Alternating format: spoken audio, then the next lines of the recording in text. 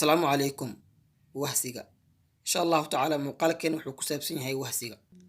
waxaan soo qaadan doonaa 8 siyaabood oo lagu hortagayo wahsiga teena waan wahsanaa mararka qaar balse waxay dib noqonaysaa haddii ay caado ku noqoto inaad dib u dhigato hawlihii ku yaala adigoo caqabadaha aad kala kulmi karto haddii aadan hawlaha waqtigooda ku qaban wahsiga badan wuxuu xitaa u daran yahay caafimaadkaaga isagoo ku sababaya walwal kuwana dhiirigelinaya inaadan jimicsi samayn amaba aadan cunin cunto caafimaad leh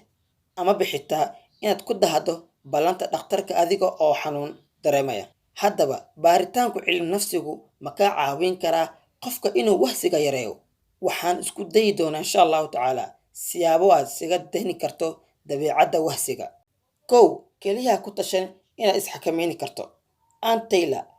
oo ah dhakhtar cilmi nafsiga yaqaana waxaana ka barta Loughborough University ayaa la ogaaday in dadka aalaaba qiyaasa in awoodoodu ay ku tashan karaan taas beddelkeedu waxaad isku daydaa inaad iska indhintirto dhanka xun ee hawsha fikir inay yihiin kuwii muhiim ku ah qaybna ka ah guushaada haddii aad ordaysay 30 daqiiqo oo murqahaada ku xanuunayaan taasi maaha wax xun oo mudan inaad gilgiliso ee waxay qayb ka tahay inaad jirkaaga dhisato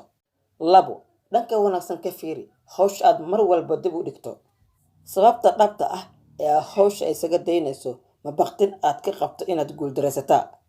Festus Royce oo ka tirsan University of Sheffield ayaa baaritaan ku sameeyay wahsiga muddo 15 sano ah waxayna ogaatay in dhibka uusan mar walba ahayn caajiska amaba maamul xumo dhankaaga waqtiga ah balse ay mararka qaar qayb ka tahay xakameynta dareemaha qofka haddii aad ka walwalsan tahay inaad guuldareysan doonto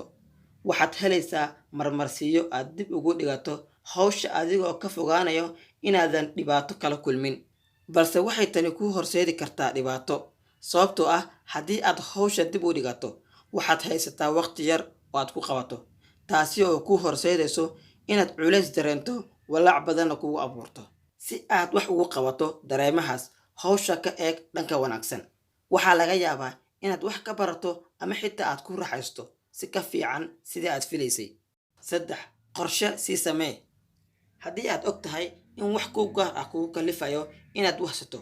waxaad u baahan tahay inaad la qabsato istaraatiijiga cilmi nafsiga ee ah in aad sii qorsheyso waxa aadan qaban doonin haddii aad la kulanto wax kugu riixaya inaad iska dayso waxaa laga yaabaa tusaale ahaan haddii uu qof kugu casuumo inaad shaah isla cabtaan dhammaadka toddobaadka adigoo og inaad rabto inaad cashaaradii akhriso waxaa laga yaabaa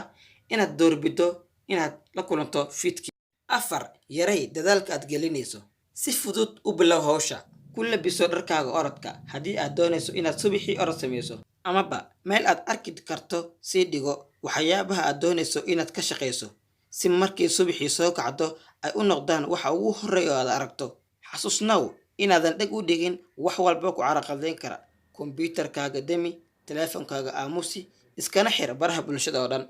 5 abaalmari naftaada marka aad dib u dhigto hawl ku sugaysay waxaad dareemaysaa in naftaada abaalmarisay sidaas daraaddeed waxaad u baahan tahay inaad ka falceliso aad abaalmarin kale ku beddesho daraasad ay Catherine Mickman ka samaysay University of Pennsylvania ayay ku ogaatay in haddii dadka la siiyo cajalado ay ku duuban tahay sheeko taxana ah oo ay ku dhageystaan jimka dhexdiisa kaliya jimka dhexdiisa waxaa laga yaabaa inay degdeg u soo laabtaan si ay u ogaadaan waxa xiga ee dhacaya sheekada ayaa u ah abaalmarin degdeg ah sidaas daraaddeed ogow waxa kugu habboon naftaada la sheekayso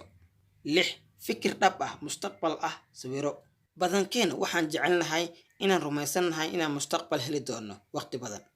waxaan istusnaa inaan noqon doono dad isku toosan tabar badan haya kuna nool nolol wanaagsan oo aan wax dhib aan lahayn tani dabcan ma dhacayso taasina waa sababta aan u dhayaysano in ay hawsha qaadan karto waxa loo yaqaano qorsheynta beenta ah tusaalaha ugu wanaagsan ee aan soo qaadan karno qorsheynta beenta ah waa dabeecadda ugu horeysa ee qaamuuska Ingiriiska Oxford sanadkii 1860kii waxaa lagu dhawaaqay in 2 sano ay qaadan doonto si loo dhameystiro balse lama dhameystirin ilaa ay gaarto sanadkii 1928 todobo u naxariiso naftaada tani waxay u muuqataa waxa ugu dambeeya aad tahay inaad sameyso haddii aad kala bar ka mid ah maalintii aad ku bixisay internetka adigoo lagaa rabay inaad shaqo qabato, balse xaqiiqdii waxaa la ogaaday in dadka wahsiga badan aysan naftooda jeclayn. Waxaa intaa dheer, dadku waxayba ka xumaadaan hawsha ay haystaan. Sidaas daraaddeed, haddii aad dhanka xun ka sii eegto, taasi kuma caawin doonto. Daraasad laga sameeyey arday aan imtixaanka daraasaynin ayaa lagu ogaaday in kuwa naftooda ka caafiyey wahsiga ay awoodeen inaysan mar dambe qaladkaa samayn, marka loo barbardhigo kuwa dareemay inaysan awoodin inay iska ilaawaan oo ay hore u socdaan. 8. Naftaada si fiican ugu hadal. Xitaa waxyaabo yaryar ay ka mid yihiin ereyada aad adeegsato waxa ay samayn karaan isbeddel.